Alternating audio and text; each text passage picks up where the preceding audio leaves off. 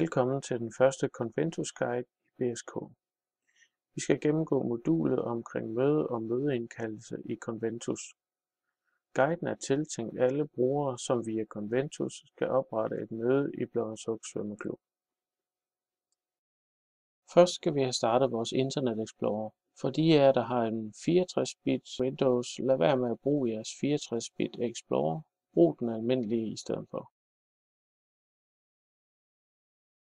Nu kommer vi så ind på vores startside, og jeres er naturligvis nok forskellige fra min. Det, der er vigtigt, er, at vi skriver Conventus oppe i adresselinjen og trykker på Enter. Nu er vi inde på Conventus hjemmeside, og nu skal vi logge på med det brugernavn og den adgangskode, som vi tidligere har fået af Conventus-systemer. Vi kommer nu ind på Conventus startsiden og klikker med det samme videre direkte i kalenderen. Vi står nu inde i kalenderen og skal vælge, hvad for en dag vi skal afholde det her bestyrelsesmøde. Vi vælger onsdag ved at klikke med venstre museknap. Vi får nu en menu frem med 3 punkter. Ny aktivitet, nyt møde eller ny kamp. Her vælger vi nyt møde. Vi skal nu tildele vores møde en titel. Og vi skal placere det. Sådan, vi kigger så lige, at den dato vi har valgt nu også er den rigtige. Det skulle gerne være den dag vi klikkede på oven i kalenderen. Så skal vi have sat et tidspunkt på. Nu sætter jeg lige et meget kort møde på 1 minut. Så har vi 2 flueben. Den første det er årsplanen. Den har ingen effekt, så den kan vi bare lade være. Den anden det er, om det skal være et offentligt møde, om mødet skal vises på den offentlige kalender, for eksempel på hjemmesiden.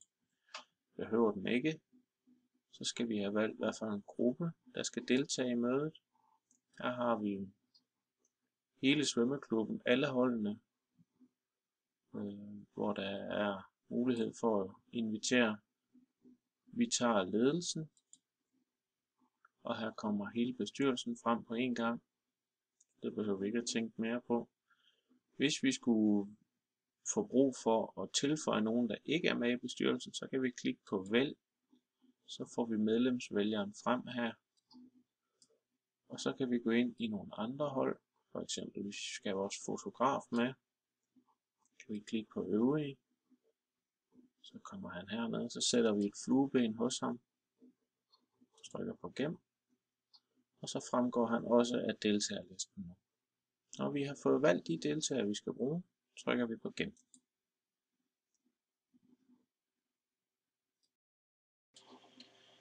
Det var så etape 1 i at oprette et møde i Conventus. Og mødet er som sådan oprettet nu. Vi kan se, hvornår det er, hvor det er henne, og hvem der er inviteret.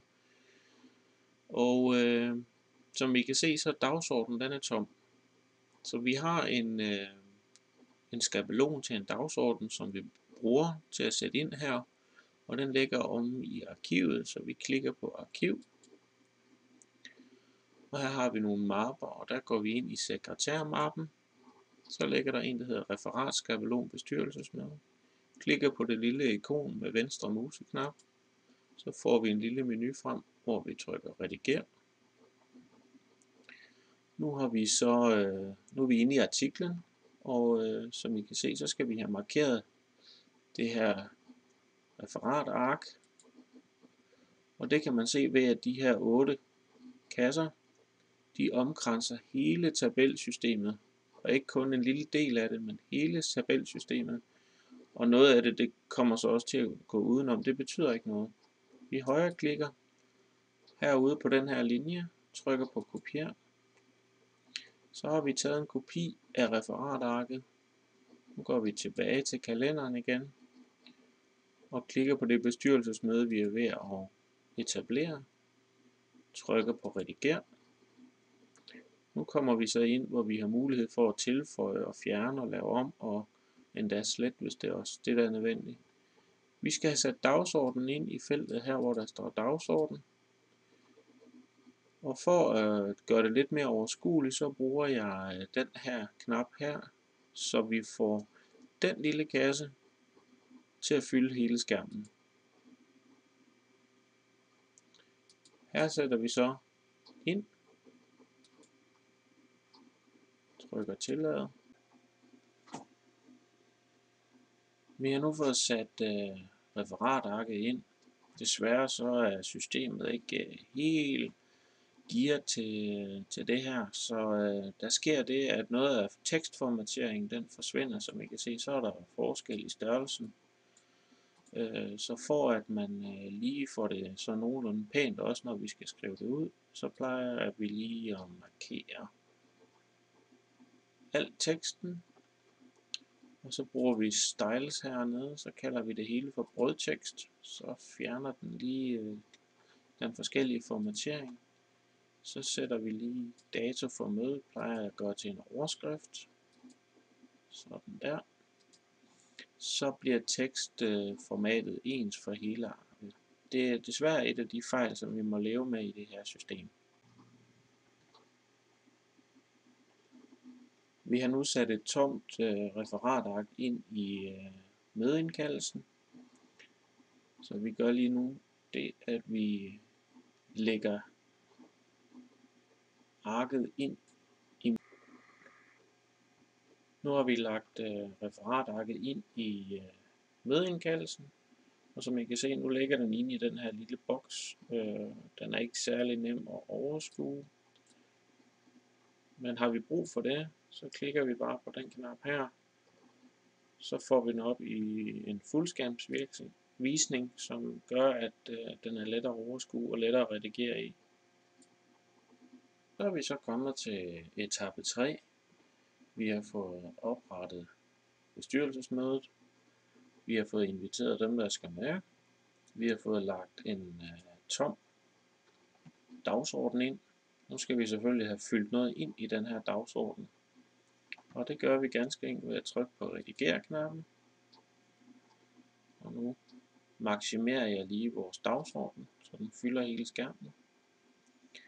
Og så skriver man ganske normalt inde i det felt. Altså nu tager vi punkt 5 her for eksempel, så skriver vi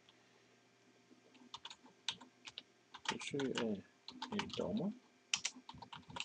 Eksempelvis er der nogle kommentarer.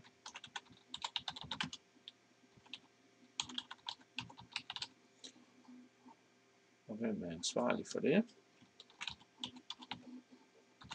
Sådan der. Og så fylder man ellers bare ud med de ting, der nu måtte være, og skriver det i de punkter.